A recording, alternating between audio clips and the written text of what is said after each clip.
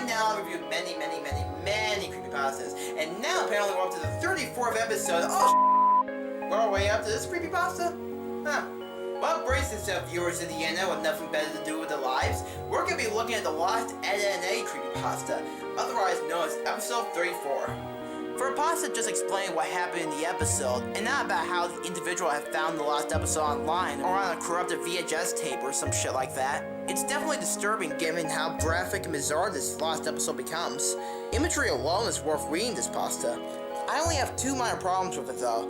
For one thing, no one ever finds out how this episode even made it to the airwaves or who made the episode.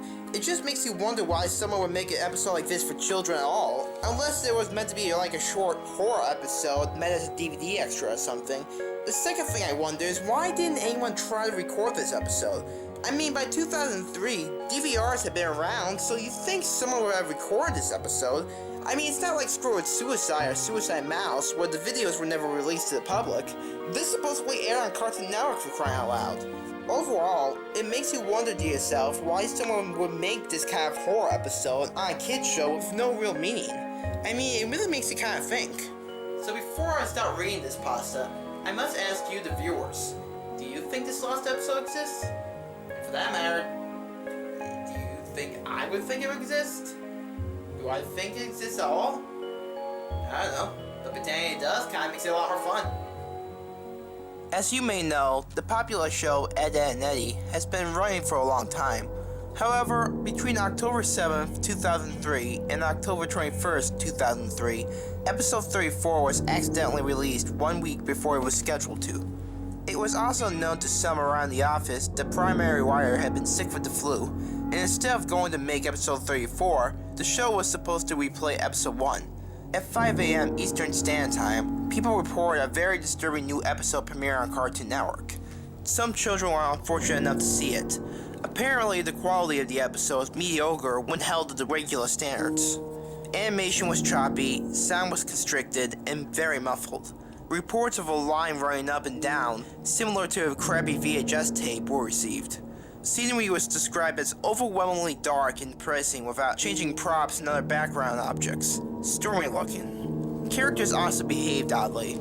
Instead of the normal goofy hijinks-inspired personalities, viewers complained they seemed extremely agitated, graciously hateful towards each other, and constantly about to begin sobbing after the lines. The protagonist also had a very bad lisp. No one knows why, but he spoke with a sexual tone that further bothered the viewers. I was one of these viewers. The episode began with Eddy walking down the street with Ed. I know that Ed was missing. There was an angular shot coming from in front of the two to show them walking towards the viewer. He was wearing the angry look he always does when something goes wrong. His eyes were red around the iris. Ed looked absolutely forlorn and practically dragged behind Eddy, tears in his eyes, which were both lazy and looking in opposite outward directions.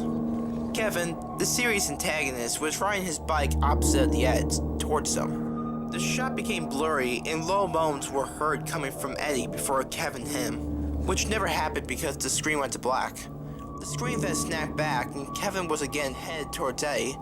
The view was so blurry this time, all I saw was a green blob headed towards the yellow one. Again, the loud moan, only this time it sounded like the microphone was broken, and loud static came, greatly overshadowing the moan. A claymation sequence of Double D sleeping in Eddy's bed came up. Honestly, it may have just been the abruptness, but I jumped and shivered. Waking up and getting out of bed, he moved oddly around the circular room, the fast pitter-patter of footsteps being the only audio. The steps sounds were very clear as I was shown a bird's-eye view of him scampering around the room. There were no visible doors.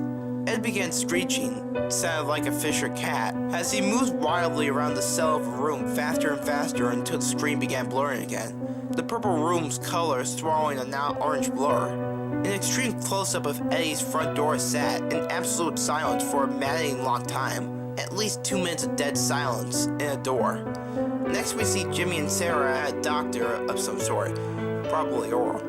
Jimmy, obstructed in a view by a hanging lamp, is crying loudly with Sarah trying to comfort him in an unusually warm fashion. It hurts, Sarah! It hurts! Suddenly, the door of the room is smashed open by a new character, a dentist. His face wasn't shown because he was tall enough to be out of shot. Sarah was escorted out of the room. Jimmy was shown. His headgear was mangled, the front bent upwards, stretching his lip up very high, tearing proportions. The front of his gums were trickling blood, and teeth were missing. The disturbing part was he had lost both arms and legs beforehand apparently, and sat paraplegic. I almost cried as I came to the conclusion the others had beaten him up and bent his headgear. The camera stayed on his mangled face for a few seconds, still as a picture, silent as ever. Commercials came on. We are instantly assaulted with a very hairy wolf in his darkened shed, fisting a cow repeatedly. The visual loops and gets blurry again as the scene pans out. Naz is reading a magazine on her couch. The quality is now perfect. Eddy is now alone without Ed. The quality declines worse than before, and he is still walking. The sun now lighting the mood somewhat as he smiles and begins running. The door is shown again, and we now see through Eddy's eyes as he reaches out and opens it. His house is nice and bright, but a very badly played violin is blaring. The only audio in the scene is he makes his way through the house. Eddy opens the door to his room. Johnny is shown near Naz's couch cushion as he crawls out on all fours in a comedic way and pops up behind her, still oblivious. I laughed because someone forgot to draw his eyes and I thought of a mole. Suddenly, I stopped laughing as he started swallowing her head. Still in a cartoonish fashion, of course, but this was different. He and she stayed like this until she started kicking and struggling. Johnny held her like this until she went limp. Assuming that his face revealed extremely small human eyes. Double D was lying on Eddy's floor, no longer in claymation. The camera showed Eddy's house for the remainder of the episode, about 3 minutes, and the next program began on the spot.